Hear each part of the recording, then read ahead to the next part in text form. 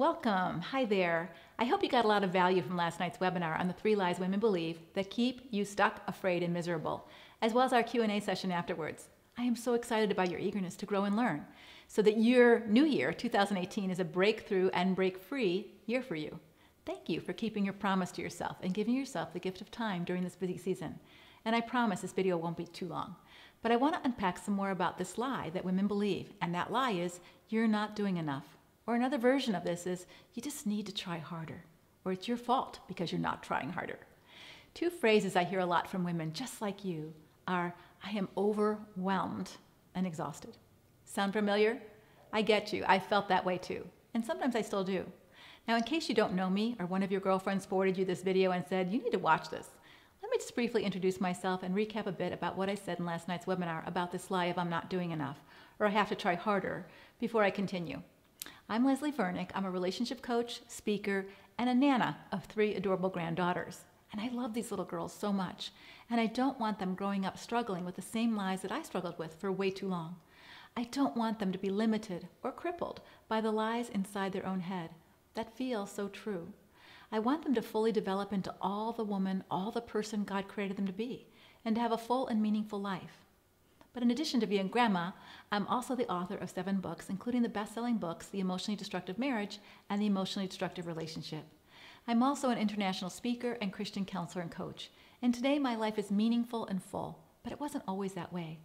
As I shared last night, when I was 8 years old, just a little older than my oldest granddaughter, my world turned upside down. My mother decided she no longer wanted to be married to my father, and my parents went through an ugly and bitter divorce. And my mom moved my younger brother, sister, and me to an apartment in Chicago, a 1-bedroom apartment, where I knew no one. And she was also an alcoholic and abusive. There were times she didn't come home all night, and we were left to fend for ourselves. Now, broken families and single moms were rare when I was a kid, and I felt ashamed and self-conscious around my peers. Deep down, I began to believe that I wasn't good enough. I wasn't pretty enough, I wasn't smart enough to be valued or loved. In grammar school, I was not popular. I was not invited to the birthday parties of the popular girls in my school, and I was often the last one picked for any recess activity like kickball or dodgeball. Therapists today would say I struggled with a poor self-image and low self-esteem. Perhaps you do too. And then at 14, my life changed again. My father, who had remarried and recommitted his life to Christ, had been petitioning the courts for years to get custody of us because he knew my mom's behavior. Now, we didn't know he was doing this, but now, when I was 14, he finally got custody. He won. And this was unheard of over 50 years ago. Dads didn't get custody of their kids. And you'd think that I would see this as good news, but I did not. You see, at 14, I had a lot of freedom to do what I wanted in the city of Chicago. Public transportation, I could go anywhere I wanted. There was no one telling me what to do. The only rule I lived by was stay out of my mom's way. But now I had to move to the suburbs with no public transportation, and Dad had a new wife and 3 new step-family, step-siblings, and I had to go to school every day, and I had to go to church twice on Sunday and once during the week. I had chores and responsibilities. I was not happy. But God had a plan, and over the months, I saw a very different lifestyle as my father was leading his new blended family to learn God's ways. And I accepted Jesus as my Savior and began to love and serve him. What I didn't know is I still had a lot of junk inside me, lies and deeply embedded mindsets and hurts that I needed to identify and work out of my life in order to truly get healthy and be set free. And I tell you this because I've struggled with being stuck in lies I didn't even know I had. Stuck in feeling worthless, stuck in feeling powerless, stuck in feeling hopeless, stuck in feeling resentful, stuck in believing I was helpless to change all that, and stuck not knowing how to relate to my mother. You see, even after I grew up and I was an adult, she was still abusive to me. And as a Christian, and even as a Christian counselor with a master's degree, I didn't know how to deal with that. And I had a lot of internal garbage I needed to look at myself and get rid of. Now, I tell you this because I think as women we get saddled with a lot of internal lies. But God is bigger than your past, and he's bigger than your pain and your baggage and even the lies you believe about yourself. Over the years, God has taught me how to get unstuck from some of these powerful lies that threaten not only to derail my ministry, but also my mental and emotional health. And he wants to teach you too. He's taught me how to identify the lies that kept me angry and helpless, kept me afraid and unchanged, and the lies that kept me stuck feeling broken and ashamed because of my past. And I want to teach you more of what he's taught me through these videos I'm going to send you this week. I really do want you to get healthy and strong so you can be the best person God's created you to be. I don't want you to go through 2018 still stuck, afraid, and miserable, and neither does God. Last night I shared a quote from one of my favorite authors, Anne Voskamp, from her book, 1,000 Gifts. I don't know if you've read it, but it's a wonderful book. But she writes about her own struggle with the lie that she has to do more too, that she's not doing enough, and that she has to try harder. Here's what she writes. She says, I wake to the discontent of life in my own skin. I wake to self-hatred, to the wrestle to get it all done, the restless anxiety that I am failing, always failing. I live tired, afraid, anxious, weary. Would I ever be enough, find enough, do enough? Can you relate to her anxiety? How about her self-hatred? That she's not doing enough, that she's always failing, always falling short. You're not alone in living with this thought, but I have good news for you. It's a lie. Last night I talked about 3 places where this lie comes from. The first was our Western culture. We do live in a culture that defines a person's value and worth by how much they produce and how fast they can do it. The more you produce, the faster you do it, the better you feel, right? The downside, however, is to continue to get that good feeling of getting it done depends on keeping up the momentum of doing more and doing more and doing more. But this pace comes with a price, and it's called exhaustion and overwhelm. And when you can't get it all done, or you feel afraid and you feel like you're failing, you might even hate yourself. Why? Because you've bought into a lie that you're not doing enough and you're supposed to get it all done. If you don't get it all done or you're not trying harder, something's wrong with you. If something's not going well in your life, especially something like your marriage or your family, it's all your fault because you're not doing enough. You see, the second place this lie comes from, you're not doing enough or you should try harder, comes from your God-given desire as a woman for the people in your life to accept, value, and love you. And let me add, there's absolutely nothing wrong with your desire for these things. God wants you to be loved and valued and accepted. The problem comes when you don't get it, like I didn't get with my mother. Then what? You see, the problem was not my desire. That was a good thing. But that I depended on a sinful, fallible, broken human being to give me something only God can really give me fully.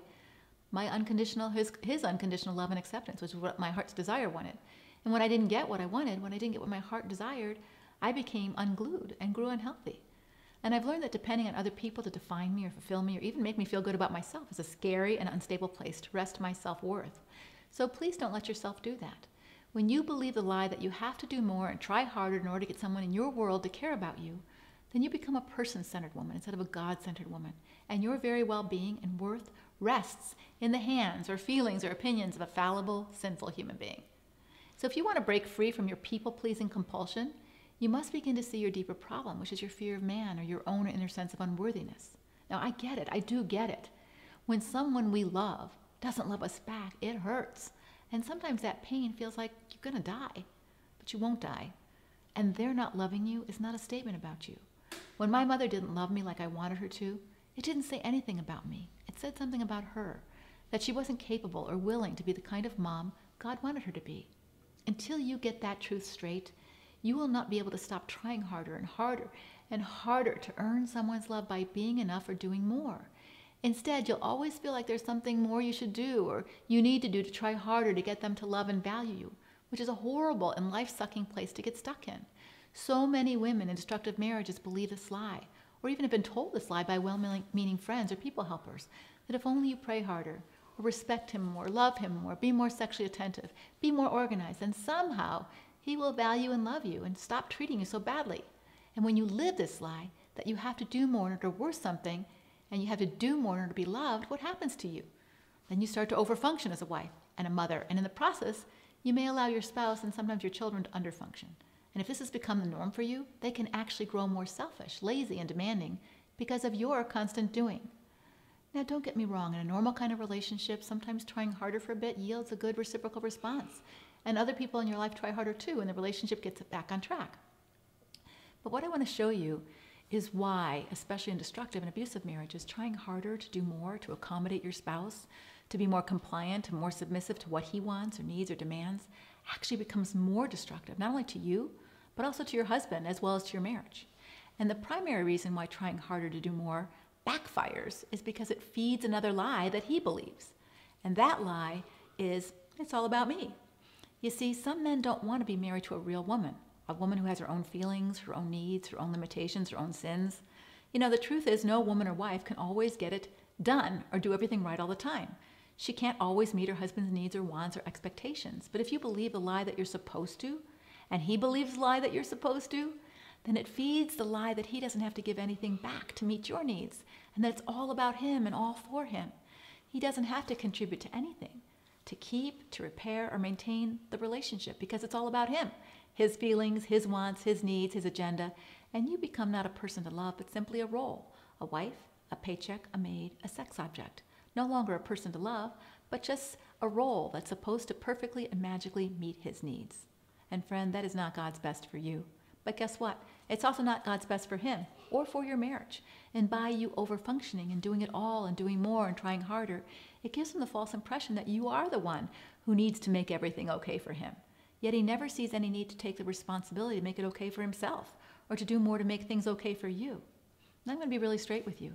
The more you collude with your husband's false belief that he's entitled to a fantasy wife, in other words, a wife who simply gives and gives and gives and bounces back with a smile on her face and forgiveness in her heart whenever he knocks her down, a wife who has no needs of her own, the more firmly entrenched in his mind and his behaviors this lie becomes. Hear me. No matter how much you try, you will never measure up to his idea of fantasy wife because she doesn't exist. It's impossible. You too are a sinner as well as a limited human being. A real wife will disappoint her husband sometimes. A real wife won't always be able to meet every need or want. A real wife also reflects to her husband her own pain when he hurts her, as well as God's wisdom when she sees him making a foolish decision. In a healthy marriage where both individuals are allowed to be themselves, couples have to struggle and learn how to handle disagreements, differences, and conflicts in constructive ways, often through mutual compromise, mutual caring, and mutual submission. And when you fail, as you will sometimes, and you see the pain in your partner's face, with God's help, we make those corrections so that damages are repaired and love continues to grow. But in an emotionally destructive marriage, when real wife and fantasy wife collide, it's never pretty. And so to break free from this lie, it's important that you gain a vision for God's role as your husband's helpmate. According to the Bible, a helpmate is not an enabler, but rather a strong woman, a warrior. It means as your husband's helpmate, you will need to learn to fight in God's way to bring about your husband's good. So think with me for a minute. What would you say, or what would you think God would say, is your husband's biggest or deepest need right now? Is it to continue to do more, to try harder, to prop him up, indulge his self-centeredness and self-deception? Does he need something from you that's far more radical and risky, but potentially wonderfully redemptive? I encourage you to prayerfully and humbly ask God to show you how to best biblically love your husband, because it may be to stop trying harder, to stop doing more, to stop indulging his selfish behavior, and prayerfully and humbly speak the truth in love. It may be to reflect back to him the impact his behaviors have on you and the children. It may be to set some boundaries against his misuse of power under the guise of biblical leadership so that he doesn't remain self-deceived. Or it may even mean exposing some of his sins to the leadership of your church so that they will hopefully stand with you to help your husband look at himself from God's perspective and repent. And maybe, for you, it might even mean calling the police, pressing charges, or separating. I have to do more, or you have to do more, or try harder in order to be worth something or to be loved is a huge lie that you believe that keeps you stuck, afraid, and feeling miserable. You don't earn someone's love by trying harder. Love is a gift, not a reward for good behavior. And as I said last night, the third reason why we stay so busy doing is sometimes we just want to avoid having to face what's going on inside ourselves or in our lives. And for many women and men, busyness is an intentional way to avoid reality. So maybe you don't want to feel your feelings or look at what's wrong in your life or your marriage or other relationships. And when you slow down and get quiet, those realities creep in and can sometimes make you feel so awful and anxious, it's just easier to stay busy and not think about it. But let me give you a few words of truth that will help you make tons of progress in this new year. One of the most critical things that you need to learn if you want to become a healthier, more mature person is greater self-awareness. Yep, greater self-awareness. Why? So that you're not blind to what's going on inside of you or around you. You need to understand and know your own self better instead of always trying to make other people happy or even blaming other people. You also need to become more self-aware of the gifts and talents and passions and desires and all the good things that God has put inside of you. You need to become aware when your doing begins to compromise your being and understand when and why you do that. And you need to be more aware that when you're striving and pretending and placating and pleasing others at the expense of your own self, and when you become aware what to do and how to stop it. Because doing is important, but only when it serves your being, the person who you are and who God calls you to be. So looking at yourself, examining yourself, and becoming more aware of yourself, what you think, what you feel, what you want, how you come across to others, may seem like you're getting a little full of yourself or being selfish, but the truth is selfishness is not knowing yourself. It's not knowing your likes and dislikes or your desires or gifts, as well as your flaws and weaknesses. The Bible actually tells you to know yourself, to examine yourself, to pay attention to yourself and be careful of your ways, and watch over yourself and be diligent over yourself. For example, in Psalm 139, the psalmist says, "Search me, O God." In Haggai 1:7, it says, "Give careful thoughts to your ways." In Psalm 90:12, it says, "Teach me to number my days." And in 2 Corinthians 13:5, it tells me to examine myself. 1 Timothy 4:16 says, "Keep a close watch on how you live and how you teach." And Mark 13:5 says, "Take heed to yourself so you don't allow anyone to deceive you." So self-awareness and self-reflection and self-examination cannot possibly be selfish or self-centered unless it leads to this morbid preoccupation with all your faults and failures, or maybe this admiration of all your attributes and strengths. But let me tell you a story about Terry. Terry was always a good girl growing up, and she did what everybody wanted. She did what she was told. She was a pleaser. But as she grew up, she never did the work to develop her own sense of herself. Terry never knew what she liked or even what she thought. She never had her own opinions, and she struggled identifying and naming and owning what she thought. And she was in this pattern of overfunctioning and accommodating what everyone else around her wanted to do or thought or felt. Now, please don't mistake this kind of passivity and deadness inside to the biblical concept of dying to self, because that's not really living. It's like taking some seeds and putting them in a pot and putting them in a dark room and saying, the seeds died to themselves. And maybe they did. But you see, seeds, when they truly die to themselves, are meant to become more, not less. When seeds die to themselves as seeds, they grow into beautiful flowers or healthy vegetables or strong, tall trees. They grow into something. They don't become nothing. Dying to yourself isn't dying to nothingness, but it's growing into something other than what you would have been had you not yielded to God's plan for your life. You see, it's the yielding of your ego, your will, your way, which is the dying to self. Not my will, but thine. There was never a more fully alive person than Jesus. And I'm going to talk more about this concept of surrendering to God in the next video. But in closing, let me just give you some ways that you can grow to be more self-aware. First, pay attention. To what? Well, let's pay attention to how you feel inside. Do you know what you feel? Can you tell the difference between feeling sad and hurt? Do you know how to name your feelings and understand that different intensities of emotions have different names? For example, if you were feeling a little bit angry, it probably would be named, "I'm frustrated," not "I'm furious." Furious is a word reserved for feeling a lot of anger. Second, pay attention to what makes your heart sing. Is it the approval of others? Is it making a lot of money? Is it taking a walk in the park where you can slow down and listen to the birds and enjoy God's creation and be still? Well, it might be all of the above, but it would be good to know because some of those things are healthy and good for you and maybe some of them aren't. Another important question is to ask yourself, what sucks the life out of me? What kinds of things drain me? What are the things that energize me? What people in my life are nourishing? What people in my life are toxic? What is my body telling me? For example, perhaps you are exhausted and feeling empty inside. And maybe you've been told you're grinding your teeth at night, or your stomach is aching, or your heart pounds when you're around a certain someone. Are you aware of how you think, or more importantly, how you see things and talk to yourself? Do you see the lies you believe? Jesus tells us in Matthew 6 that the eye is the lamp of the whole body. And if your eye is healthy, your whole body will be full of light. But if your eyes are unhealthy, your whole body will be full of darkness. And if the light within you is darkness, how great that darkness is. You see, self-awareness, our eyes, how we see things, is an important skill to gain. Now, if you're feeling a bit overwhelmed at the prospect, start with your feelings. Identify them. Put them down in your journal. And if you're having difficulty with this, start by naming the general category of feeling. For example, there's about 6 or 7 categories: sad, mad, hurt, scared, surprised, confused, ashamed, or happy. Then try to find a word that best describes the intensity of emotion. For example, a little angry, like we talked about, would be called frustrated. A little scared would be nervous. Very scared would be terrified. Become more aware of yourself by paying attention to what you're feeling and what intensity, and gives you a better understanding of yourself and now what you need to do to handle that feeling in an appropriate way. Same with your thoughts. What are you telling yourself? Is it the truth? Are you checking? Or do you just assume that everything you think must be true? As we've looked in this video, the thought that I'm not doing enough is a lie. Only when you start to recognize the lies that you tell yourself is when you can begin to renew your mind with God's truth.